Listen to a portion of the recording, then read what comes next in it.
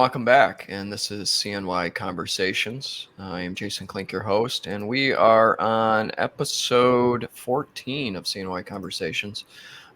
Today I am speaking with Lindsay Kratzer and Julie Lewinski of CarePatrol, and I'll let them go into their background a bit. But CarePatrol, as I read it, is a free local service for seniors and their families to support the navigation of senior care and living options such as in-home care, independent living communities, assisted living, memory care, and nursing homes. They have an extensive knowledge and experience and a trusted process to match clients with the right options and support to meet their unique needs. Ladies, thank you for joining me here today. I appreciate your time. Yeah, thank you. And I just to clarify, I am not with CarePatrol. I am with Reflections Management and Care. Okay. So yes, thank you for having us. 100%, and I apologize for that confusion there. But the basis of our conversation here is about our aging community and taking care of our aging community. And if anybody that's been watching the podcast, I actually had done a different episode on the same topic, but this is giving a whole different a whole different lens to that topic and the work that these ladies are doing. So, Julie, why don't you go ahead and kind of introduce yourself, your background, and how you ended up where you're at? Sure. So, like Lindsay, we just really, in regards to our services in Central New York, are passionate about that aging population. And just to set things off, CarePatrol and Reflections Care Management does a great job in regards to collaborating and meeting the needs in the community on various different levels. So my background is I'm an occupational therapist, a doctor of occupational therapy, and I worked clinically for half of my career for over a decade and served individuals of the geriatric population in different settings from in-home care, looking at home health services to hospital-based services, subacute rehab and nursing homes. And one of the great challenges is looking at those transitions of care that individuals might need. When they need extra care, is it something that can be done within the home? Or is it something that, we look at that transition to a more supportive environment, such as an assisted living community, or do they need more care going to a nursing home? So I really ended up doing this because I saw the challenges that families went through. I saw the challenge that my own family went through with loved ones as well, and just how difficult it can be finding that right option, and wanted to be able to help individuals to make more informed decisions and really think about all of the different pieces that come into play. From what the care needs are, what their financial situation is, what their preferences are, their geographic location, how much family is going to be involved in such. And I think that Lindsay would probably speak to that as well too. But using my background as an occupational therapist, it really drove me to look at the opportunities within my community to better serve them. Take a more individualized and person-centered approach, and started CarePatrol in 2020 during the pandemic. Yep, like the rest of us trying new things in the middle of the pandemic lockdown. Yes, yeah, and it was a time that was really interesting as well too. We saw the closures of individuals, doing window visits at senior living communities and nursing homes. Difficulty with getting caregivers within the home, and our services, in the community were so needed during that time to help people to bridge the gap. So it was a crazy time to start, but it was certainly, a good time to start as well too, because it really made us think of things more creatively and outside of the box that I'm sure Lindsay would say has helped us in regards to growing our businesses in general. So Lindsay, I'll pass it to you. Yeah, no, thanks, Julie. So I have been in working in the community for over 20 years now. The majority of my work has been with, the private sector and, the more of the insurance, things like that. The majority, though, has been out in the communities. I during COVID, of course, saw the significant need, the chaos that everybody was going through. And I think what really tore me was in the position that I currently had, we were helping folks, but not to the extent that I knew personally that I could. So, COVID was my silver lining. We started Reflections Management and Care December of 2020. It was crazy. People thought I was crazy, but again, that need out in the community to, get into facilities and make sure that families in clients, were comforted and getting all the support that they needed. And then also in home, there was a lot of questions with, should I cancel the caregivers in fear of COVID? So on top of navigating all of that, just to navigate the healthcare system that we are so familiar with is very challenging in itself. So here came Reflections. It was just myself and a per diem nurse. There's a huge need out there for not necessarily nursing services, but the support with medication management, as well as PRI and screens for placement. And then just the advocacy. So we are up to a team of 9, 2.5 years later into this, we're seeing just more and more needs that have always been out there, but trying to create ideas and put programs in place to serve that need. So we just started a recreational specialist. It's more one-on-one. And then, of course, we also help with, placing loved ones in, a facility as well, if need be. Isn't it amazing how we have conversations with each other, and it doesn't matter what circles we're running in, everything is pre, during, and post pandemic and how life was, Yes.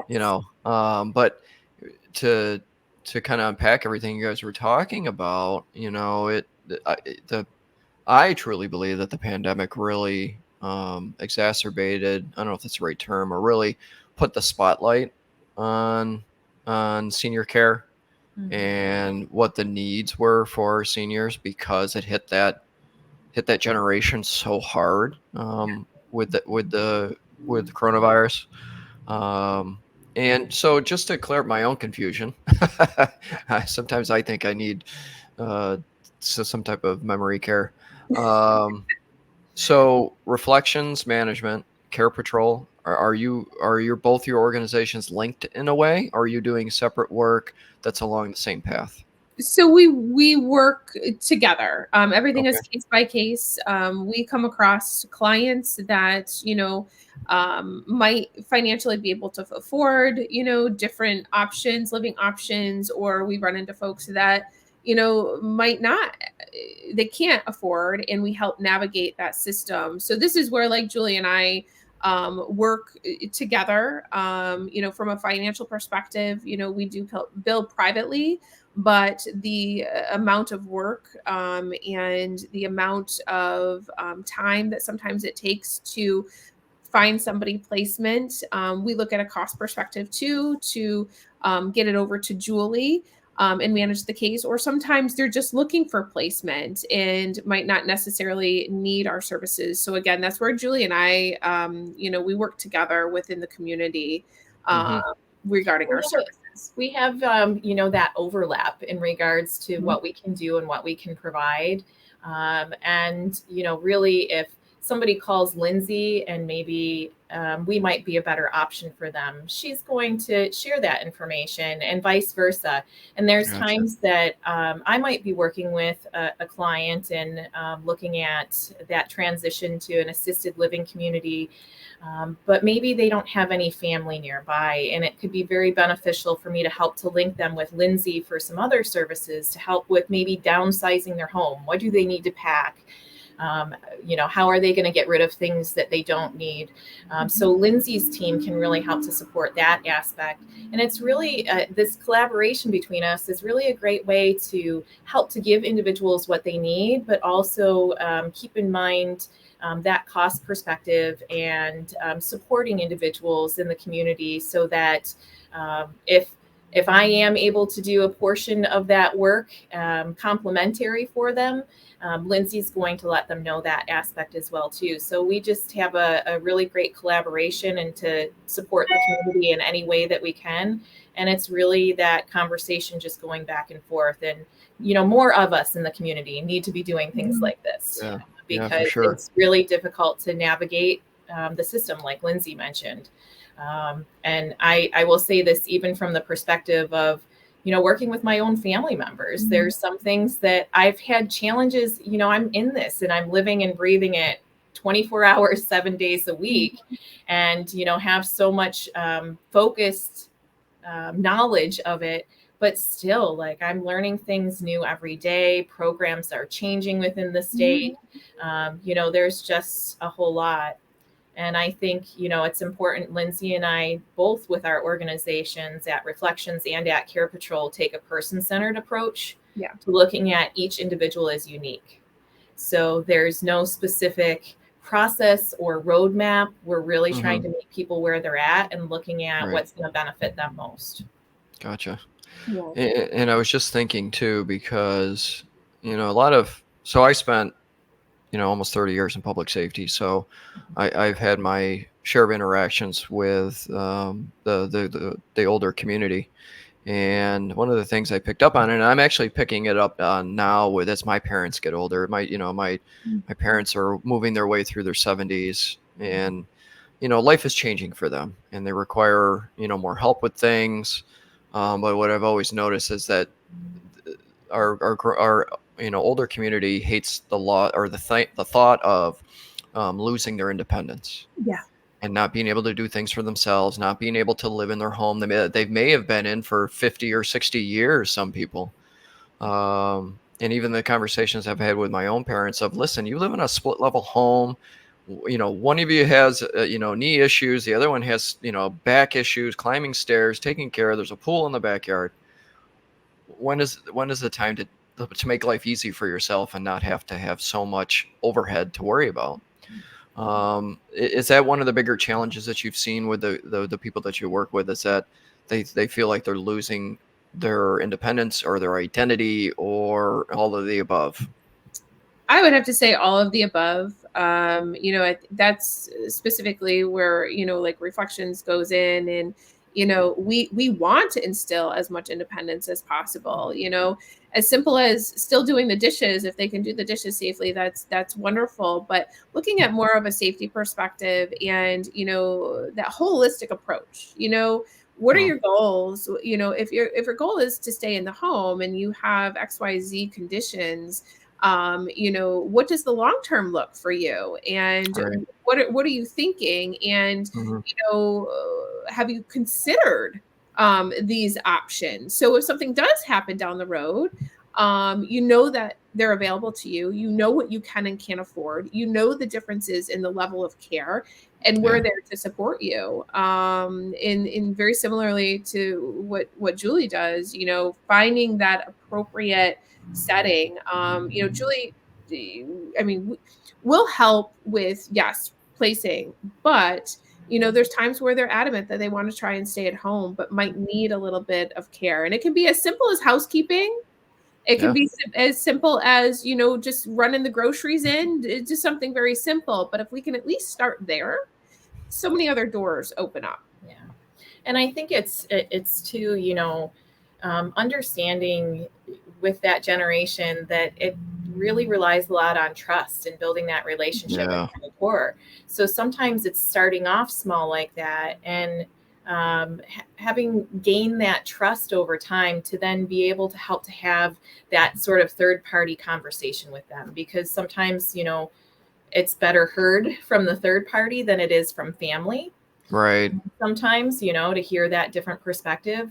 Yep. But it's also, really important to look at the long term. And Lindsay and I talk about this all the time. If their goal is to age in place in their home, well, what could that potentially mean in regards to needed home modifications, management services for their lawn, all of those things? What do those expenses look like, so that they could Right. have a real picture of that? And also have a real picture of what other options are. I think, there's this big misconception in the community that the next place to go to as a senior is a nursing home. And there's many different levels of care along the way, different styles of communities, Right. looking at very social communities versus, more, keep to yourself type of communities, ones that are very robust with activities, ones that maybe aren't, that have room style versus apartment style, ones that, specifically cater to memory care and memory impairments. And, what does all of that mean is really hard to navigate. It's not just all a nursing home. Right. So this is where our services can really come in and help them to understand that, look at their preferences, all of those things, to look at if home isn't no longer the right option, then what are the best options for you to be considering? Yeah. Yeah. So true. And I always thought I joke tongue in cheek to my wife about, if you're going to put me in a home, there's certain homes I'll go to, but there's certain homes you best not, or I'll come back and haunt you after I'm dead. With that being said, do you, in your opinions, do you think that we have enough of these communities or facilities in order to, because I mean, the baby boomers have all but retired. I mean, and there's probably a small percentage that haven't, but the baby boomers are got to be well into their 70s and beyond by now. Yeah. And that was a large generation. Do we have enough of these communities, these facilities around Central New York to be able to facilitate the needs of our growing aging community? Or is this really where we're lacking in Central New York? I don't think it's necessarily Central New York. I think it's just all across the country. There is a significant need. And, not necessarily just nursing home, but, different options for living, whether it be folks with just simple memory impairment, but physically they're fine, going Yeah. into memory care. There's just not enough out there, and there's not enough out there to serve, the different financial statuses. Like I'd mentioned, private pay, you can get into a lot of places, but when it comes to insurance, Medicaid specifically, there's not enough of those facilities out there, because we also have to look at, there might be generational wealth, there might be lots of retirements from, this generation, but it's not going to sustain with today's costs. And, Right. what does that look like? And, also considering a lot of the facilities, even if you do start to privately pay, they necessarily don't take Medicaid. So you're looking at another move, so those are all of the options that we have, but there is not enough to meet the need out there. Yeah. And I mean, in regards to looking statewide in New York State, by 2035, 1 in 4 New Yorkers is going to be over 65. 1 in 4. Mm-hmm. I mean, that's a quarter of our population in New York State, and even more denser pockets in some of the more rural areas as well, too. And, with COVID, there was a huge transition of caregivers and care partners and nurses and those folks leaving the industry. And there's not as many, they called it the, retirement tsunami in regards to that aspect a lot as well, too. And there's not enough younger people going into this industry to help to support that caregiving aspect. And there's going to be a huge gap that continues to grow unless we, start to look at innovative things. And I know like there's a lot with AI and technology and things of that nature going on as well, too. I know Lindsay, does things with electronic caregiver and medication management machines and some of those technologies to help to bridge the gaps as well, too, especially for more rural individuals. Those things could be great options. There's the whole new thing with the master plan for aging here in New York State, to look at that 10-year plan, that master plan for New York State. And there's a whole bunch of organizations really working in the background along with Governor Hochul in regards to looking at how are we going to address this. And it's something that we really need to put some focus and attention on. And, definitely Lindsay and I keep our finger on the pulse in regards to that. But there's not, like she said, there's not enough options in regards to things. And we have to keep thinking outside of the box, and us as organizations just really working hard to find what's going to work for our clients. Well, and Jason, just to kind of go off of what you had mentioned, I mean, even prior to COVID, there was a problem. There was still staffing shortages. There were not enough people in this field. And really COVID brought that to light. And, has it become worse? I would say yes, it has. To see these facilities and these communities, some of them not fully staffed, and the beds aren't full because they can't. Units closed because they don't have the staff for them. Yeah. So there's a significant need. So that's where, Julie and I, we work together, putting our thinking caps on and coming up with these creative solutions that at the end of the day are going to make our clients happy, safe, and, prevent them from bouncing around continuously. So what are those creative solutions? I really think that it is, there's so many different solutions. So if you're looking to go into a community, per your choice, again, what does that community look like, and how fast can you get into that community? And sometimes you can't get in for a month or two, but there's still a need in the home. So we can put together home care. We can put together other solutions to still to instill their independence, such as those medication devices, such as fall pendants, or somebody coming in and just doing a couple things, whether it be packing and getting ready and getting familiar and knowing the person coming in. It helps with the transitions a lot easier. And then again, everybody is so very specific. There isn't one cookie cutter way to say, okay, this is the path we're going to go. There's many options. So that's where we like to kind of give that control. So it really depends, but also from a cost perspective, we try to be a very creative. If somebody doesn't require around the clock care, what are other things that we can put in place to ensure that they take their medications, ensure that they're safe in the shower, ensure that they'll medically and physically and emotionally be okay until we get them placed. And I think that, the other piece is that when it comes to some of these senior living communities, that our goal, Lindsay and I, is to find that right fit. If it is a senior living community, it's important as well to really look at it from a very objective point of view. When you go to senior living communities, it's their job to sell their community.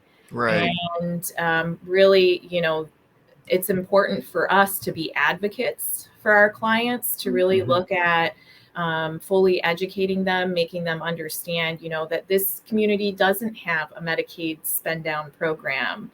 And what are you going to have to think about in the future if you do go here? This community you can afford for 6 months, and that's it. What are you going to do then? So those are the things that our knowledge brings to the table in regards to helping to support looking at what is going to be the right fit. And you had mentioned previously too, that it feels like for some seniors that it's taking their independence away. And really one of the big things that I want to emphasize in regards to senior living communities is that they're really designed to help them to maintain as much independence as possible. Okay. They don't want, you to be a dependent person laying in bed and waiting for Right. that, the call bell, that sort of thing. They want to really encourage that socialization, that health promotion aspect of things, you doing what you can do. I have to say, I think, and I don't know, Lindsay, if you agree with this, that one of the, even more so than the transition to a senior living, if that's the option, is driver retirement. Yeah. Oh, That is one yeah. of the most difficult things to look at, is losing that ability, or being safe enough to drive in the community. And I think that's one of the toughest conversations. Yeah. I'm sure. And And I, Lindsay's group is great when it comes to that aspect, because they can help to look at, what is the plan for transportation for that individual? How are they going to get their groceries? How are they going to right. get to their doctor's appointments? All of those types of things, her group can really help with that aspect. How are they going to get to, their senior center that maybe they played bridge at, those types Right. of things. Yeah. Yeah. It's so interesting because the first thing that popped into my head is, um, it, so my first wife's grandfather, he drove all the way up to probably the year before he passed, and he passed at like 94 or 95 years old. Always, very active, and he was fine driving the car. And then my wife now, her grandfather, that was a big loss for him when the family decided, you know what, it's just not safe for you to drive anymore, and we really need to rethink this. So then he had to become dependent on the family to shuffle him around, get him to doctor's appointments, and so on. And it's such a difficult conversation when you just say, Delicate. sorry, it's just not safe for you. Yeah. And I think, the other thing that we have to just really share with the clients is, not only is it not safe for them, it's not safe for the people around Everybody them. around them. Yeah. Yeah, for sure. It's, man, and I tell you what, I've been in some homes, and riding ambulance or working with the fire department, and there's nothing more sad than you go into a home and you got an elderly person that is obviously not taking care of themselves, or they obviously have some medical conditions that aren't being addressed, or they may be depressed, or they just don't know who to turn to. And it's a tough call to make sometimes when we had to make a referral to adult protective, Yeah. just because you feel that this person is either a detriment or a danger to themselves, just because they just can't and they need help. And at the time, for us and in that industry, it was, well, the only resource we had was to call adult protective or report it to the emergency room when we're dropping off this patient. But you never know where it goes out after that. You don't know. And then you end up back at the same house in a week. And it's like, why didn't anybody address this? That's very complicated, Jason. I mean, we've all been in homes that might not have been the safest or the best solution, but it is very, very challenging to have conversations. Just the biggest one being the vehicle, Yeah. but also the other one, looking in the refrigerator. There's expired items. There. Oh, yeah. A lot of folks, don't recognize that. Oh, what I just ate was 4 weeks old, and no wonder why I'm having stomach issues. So that's kind of where Yeah. we come in. But where it goes with adult protective, I mean, adult protective, they see much worse than I'm sure some of Yeah. us have seen. But Yeah. typically the referrals, I mean, they'll go to care management companies like ourselves, or to Julie, to find appropriate housing if there's funding. And something, even if you don't have the funds for us to pay, we're not going to hang up the phone. We're going to give you those resources to get you where you need to go. So Right.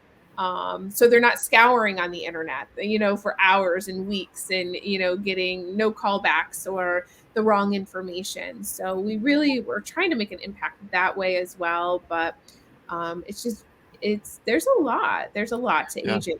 And it's a systemic issue, looking at the readmissions and the coordination of care and the collaboration within the community. And, really the collaboration is the key, and the follow through. And, I think that's where we can all do better in the community to help to support seniors. And I know that both Reflections and CarePatrol, we strive just to do that. So, Yep. So I'll ask you this, what's your best advice to give to either a caregiver or a family member that's looking for help, looking for resources? They know that their loved one needs something new and needs that support. What are some of your best pieces of advice? Just get us in the door. You might think that mom and dad might need help, which, obviously you're calling for a reason. And they probably do. Some of it is denial when we get in there, but I think for the both of us, the minute we get in the door, they can see that, the fear goes away. They're not going to put us away. They're not going to tell us what to do, but to, again, build that relationship and let them know that you might not feel you want our services, but here are our services just in case.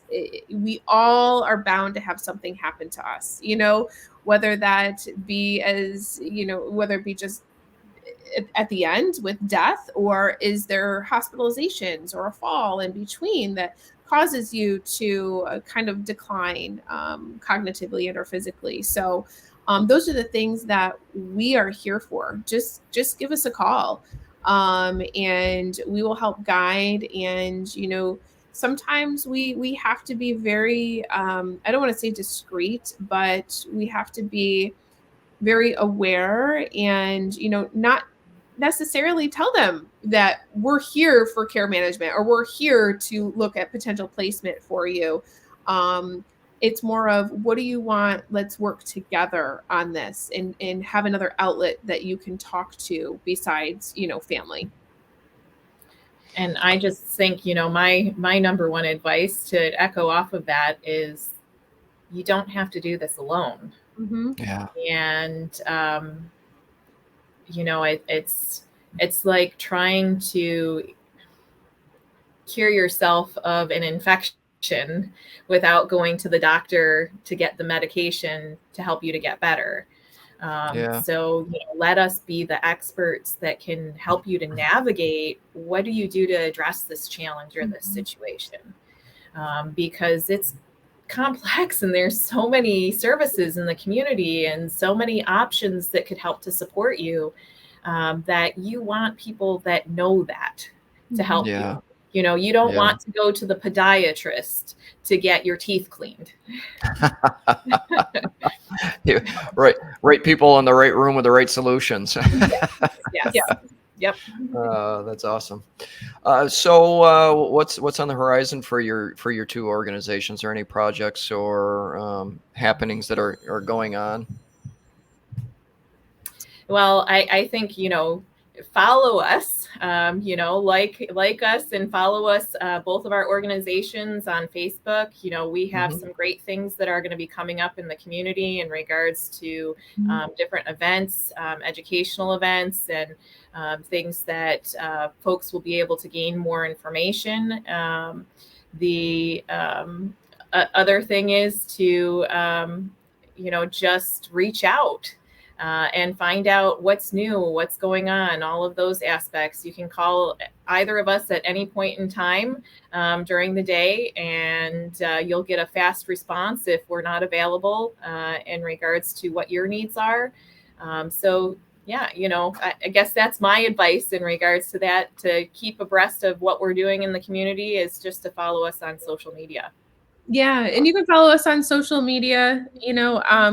We have a couple of new services based on the need that we have been seeing, not only the years that Reflections has been here, but just a need, with the years that I have experience in the community. So, like we were touching upon, those two extremes, you have the folks that are very independent, you know, you're starting to see that they might need assistance, whether it be now or a little bit down the road. Or our other folks that maybe we've transitioned into a nursing home, or maybe currently in a nursing home, that we didn't help place, and they need those set of eyes. They need that advocacy. It's just, you know, we like to call it our, you know, peace of mind package. So just kind of doing those check-ins and everything. And then we're also, as I'm sure many people have seen, especially folks in memory care or have cognitive deficits, it's very, very therapeutic for somebody to sit one-on-one and really engage with different activities of their liking, whether it was a hobby, whether it was job related, sitting with them one-on-one, whether it be an hour, a few hours a week, you know, it could be painting. Maybe painting was their hobby. And the minute they pick up that paintbrush, you know, they're much clearer and they're happier. Yeah. So we have started our recreational specialist program to go into facilities and to homes to spend that more quality time and really focused on what makes them motivated and happy. That's I told fantastic. Lindsay I'm really excited about that program because so many times I've gotten calls and that's exactly what somebody is looking for in their home. And, you know, other in-home care agencies can't address it to that level. So, yeah, That's fantastic. And I think you're both doing some outstanding and phenomenal work. I think that it's so important to take care of those who took care of us when we were growing up, and it's time for us to kind of flip the script and make sure that our aging community is taken care of. So once again, you know, if anybody that's watching this or listening to the audio, you know, feel free to reach out to Lindsay or Julie. For some reason you can't find their organizations on social media, feel free to reach out to me. I'd be happy to connect you with these two ladies to be able to answer your questions or give you some kind of direction.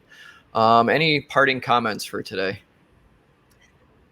It's never too early to start planning. So definitely consider that no matter what age, you know, 20s, 30s, 70s, it's never too early. So just give us a call for a consultation and we'll help you navigate through that.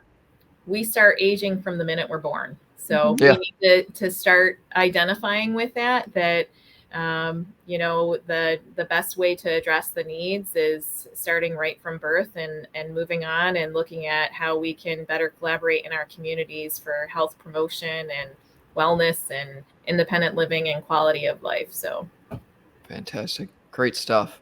Well, I thank you both for joining me here today. It's such a good conversation. I'd be happy to do it again. If you come up with something you want to highlight, it'd be more than you got an open door for the podcast. For everybody that's watching or listening, please drop a comment. Let us know what you think. Let us know if you have any questions. Share it with anybody that you think might get any value out of this information. And like I said, we can always put you in contact with Julie or Lindsay. But with that, you know, I want to thank you both, Lindsay Kratzer of Reflections Management Care, Julie Lewinski of CarePatrol. That way now I didn't blur those two lines. But with that, anybody, you know, we're trying to grow this small community around CNY Conversations, and it's all about Central New York and about Syracuse, our residents, our family members, our friends, our neighbors.